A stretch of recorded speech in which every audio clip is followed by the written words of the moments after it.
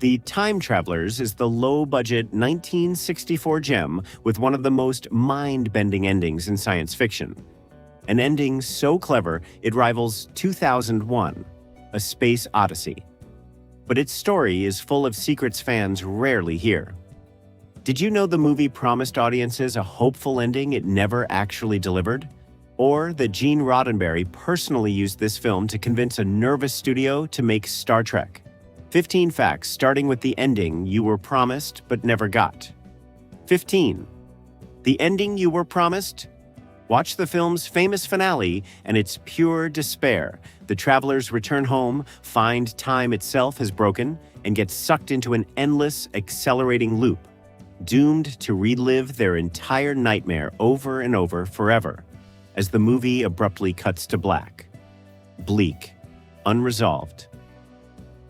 Here's the reveal most fans never learn. That's not the ending audiences were led to expect. The film's own promotional material hinted at something very different, a hopeful new beginning for humanity.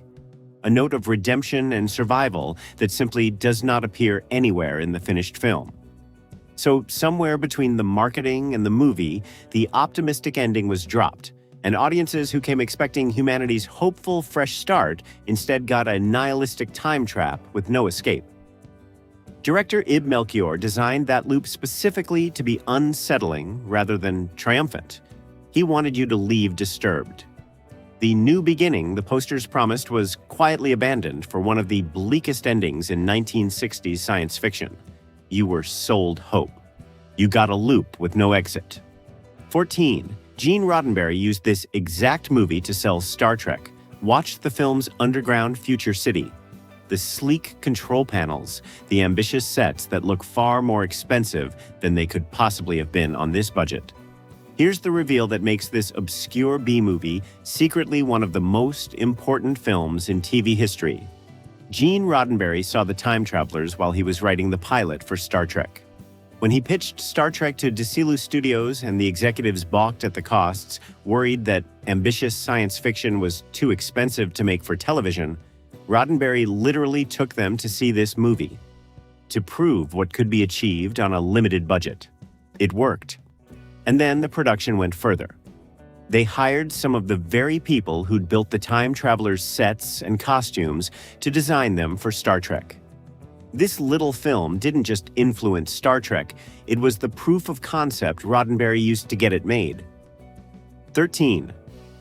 The cinematographer became one of Hollywood's greatest. Under a fake name, watch how good this cheap movie looks. The high-key lighting, the atmosphere, the polish that shouldn't exist on a budget this small. There's a reason. The cinematographer, credited here as William Zsigmond, is actually Vilmos Zsigmond, the Hungarian émigré who would go on to become one of the most celebrated cinematographers in film history, winning the Academy Award for Close Encounters of the Third Kind and shooting The Deer Hunter, McCabe and Mrs. Miller, and Deliverance.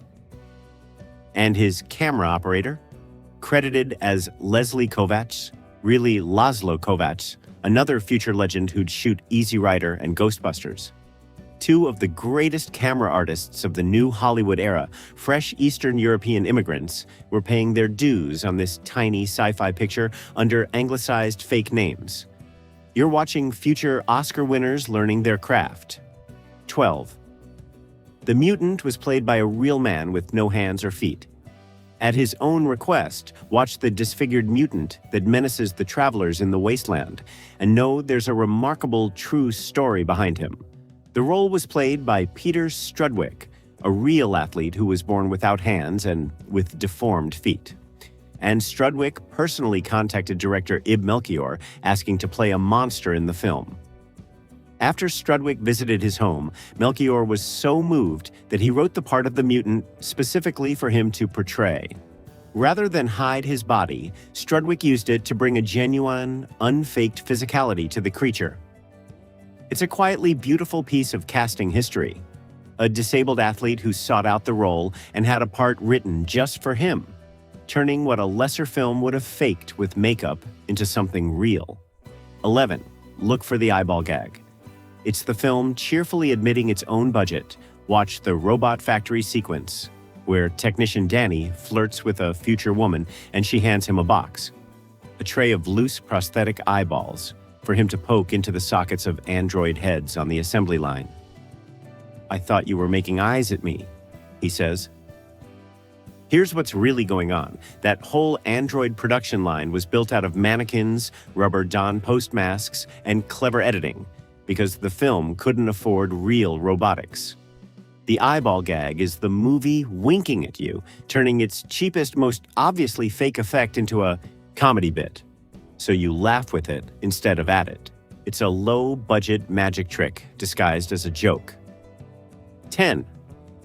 A legendary experimental filmmaker created the color music machine. Watch the strange, beautiful sequence where a future musician plays an organ-like keyboard and colored light patterns bloom and swirl across a screen in response. That effect has an astonishing pedigree.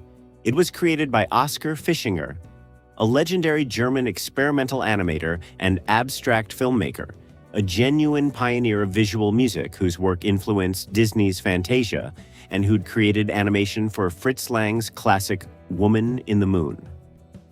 His contribution is credited in the film as Lumicord effects. So buried inside this modest American B-movie is real work by one of the most important abstract animators of the 20th century, a museum-worthy artist making light dance on a sci-fi soundstage. 9. The whole plot starts because someone came to shut the experiment down. Watch how the travelers actually get trapped, because it's a clever bit of irony. The scientists aren't trying to travel through time. They've built a viewing screen, a window to look at the future, nothing more. The disaster begins when Danny, a technician from the power plant, is sent over specifically to tell them to shut the experiment down because it's drawing too much electricity. He arrives to pull the plug, and instead discovers the screen has become a physical portal, steps through it out of curiosity, and the others follow to save him just as it turns unstable. The man sent to end the experiment is the one who accidentally turns a window into a doorway. Their entire ordeal is caused by the guy whose job was to stop it. 8. The travelers are told there's no room for them on the Ark, and it's brutal. Watch the gut punch middle of the film. The underground survivors reveal they're building a spacecraft to flee dying Earth for Alpha Centauri, and then coldly inform the time travelers that there is no room for them aboard. Not enough weight allowance, not enough resources, not enough space. The stranded heroes are simply told they can't come. They'll be left behind to die on a doomed planet while everyone else escapes to the stars. It's a genuinely bleak, adult idea for a 1964 B-movie. No heroic exception is made, no seats are found. The travelers are permitted only to rebuild their time portal and take their chances with the broken timeline instead. Even the future doesn't want them. Quick pause at the portal. If this deep dive is earning it, hit like and subscribe because we go inside a classic every week. Now, back to 2071, starting with the famous magazine editor hiding in the cast. 7. The editor of Famous Monsters is a technician in the lab. Watch the background of the laboratory scenes and look for a bespectacled technician with a single throwaway line about just getting things squared away. That's Forrest J. Ackerman, the legendary editor of Famous Monsters of Filmland, the magazine that shaped generations of horror and sci-fi fans, and one of the most beloved figures in fandom history. His tiny cameo here was so much fun that it kicked off a hobby. Ackerman went on to make cameo appearances and bit parts in films for more than 40 years afterward. The godfather of monster fandom got the bug for being on screen right here in this little time travel movie, delivering one forgettable line. Here are facts number 6 through number 1, each expanded by approximately 80 words, keeping the scene first style. 6. The movie was so influential that people kept stealing it. Watch this film and you're watching something that got copied relentlessly. Its DNA is everywhere. Producer Ray Dorn borrowed much of the movie for a 1967 film. and Irwin Allen borrowed the entire core concept, scientists lost in time through a portal, for his hit 1966 TV series The Time Tunnel. And here's the twist. Director Ib Melchior recognized his ideas were being lifted, but deliberately declined to make a legal fuss about it because he wanted to keep getting work in Hollywood and didn't want a reputation as a troublemaker. So he watched his own movie get repurposed into a network TV series and said nothing, swallowing it to protect his career. It's a genuinely bittersweet piece of Hollywood history. A man watching his most imaginative ideas become someone else's hit show, and choosing silence because rocking the boat could have ended his livelihood.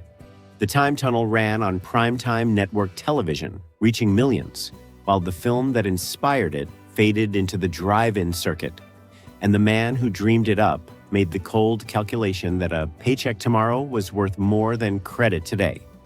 The film was influential enough to spawn imitators, and its own creator chose to protect his future over defending his past. 5. The remake reused this film's own footage, made by the same guy. Here's a delicious bit of low-budget recycling. The Time Travelers was effectively remade just 3 years later, in 1967, as Journey to the Center of Time. And the remake was made by David L. Hewitt, the very same man who'd co-written the original story and created this film's special effects. To save money, the remake actually reused footage and effects from The Time Travelers.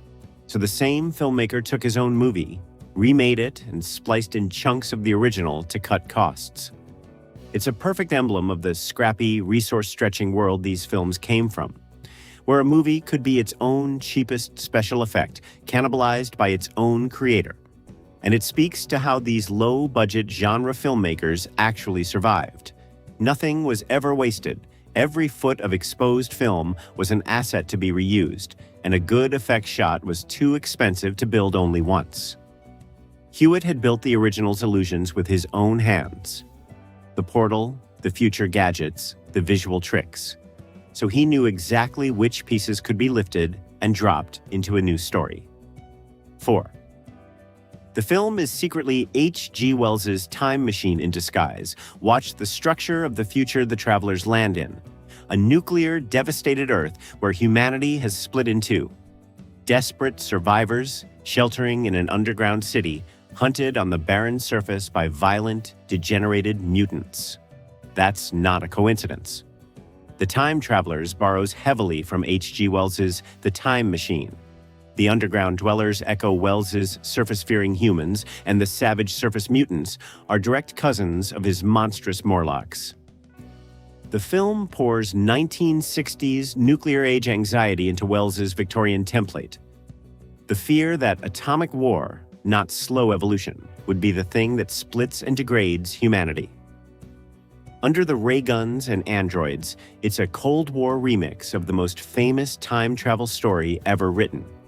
And that shift in the why is what makes it feel so distinctly of its moment. Where Wells imagined humanity slowly, gently drifting apart over hundreds of thousands of years of class division, the 1964 film imagines it happening violently, almost overnight, at the push of a button. The Morlocks weren't born from evolution anymore. They were born from the bomb. It's the same skeleton Wells built in 1895, but wearing the specific terror of a generation that had grown up doing duck and cover drills and watching mushroom clouds on the news. The film understood that every era rewrites Wells in the shape of its own worst fear, and for 1964, that fear was nuclear. 3. That ending was praised as rivaling 2001. 4 years before 2001 existed, watch the film's final minutes again and appreciate how radical they are for 1964. The travelers return home to find the world moving 100 times slower than they are. Watch their own past selves begin the entire adventure over again and get pulled into a loop that repeats faster and faster and shorter until the film just stops. No explanation, no escape. Critics have singled this out as genuinely visionary.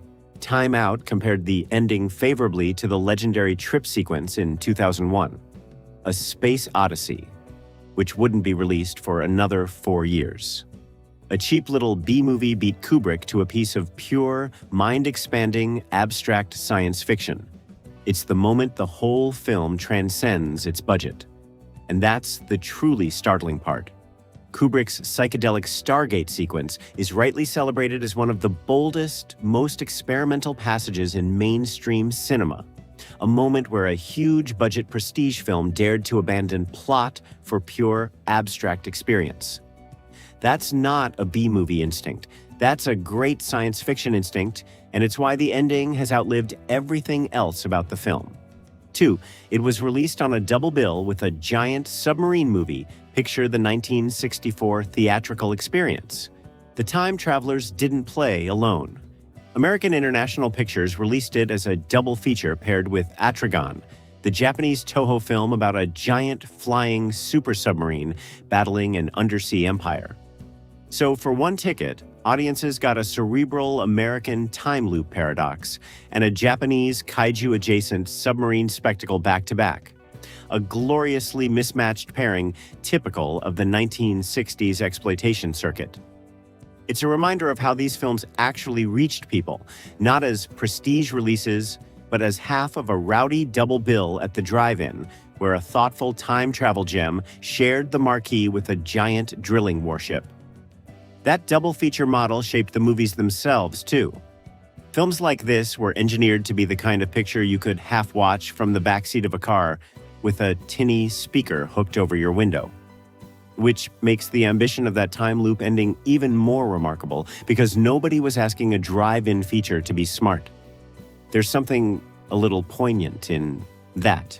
One of the era's most imaginative science fiction endings, first unspooled for audiences who'd mostly come for the giant submarine, many of whom probably missed it entirely while making a popcorn run. 1. The B-movie that punched 1,000 times above its weight. Step Back and the Time Travelers reveals its real legacy. Made for pocket change, dismissed on release as a mid-tier B-movie, it nonetheless out-imagined films that cost 100 times more. It gave the world one of science fiction's first great time loop endings. It served as the literal proof of concept that got Star Trek made. It launched cameo-hungry Forrest Ackerman and gave early work to 2 future Oscar-winning cinematographers. It smuggled a real avant-garde animator's art onto a genre soundstage. And its ideas were copied so widely, they became a whole TV series. For a movie nobody expected anything from, it left fingerprints all over the science fiction that followed. It's the ultimate proof of this channel's favorite lesson. Imagination, not money, is what makes science fiction last. That's the quiet magic the best B-movies hold. That greatness in science fiction has never been about the size of the budget, only the size of the idea. And on that scale, this tiny film was a giant. Those were 15 facts most fans have never heard about the time travelers. Which one got you? The hopeful ending that got cut, or Roddenberry using this film to sell Star Trek? Loop your answer back to the comments. If this earned it, hit like, subscribe, and send it to the friend who loves a good time travel paradox. Until next time, don't step through the screen. Step.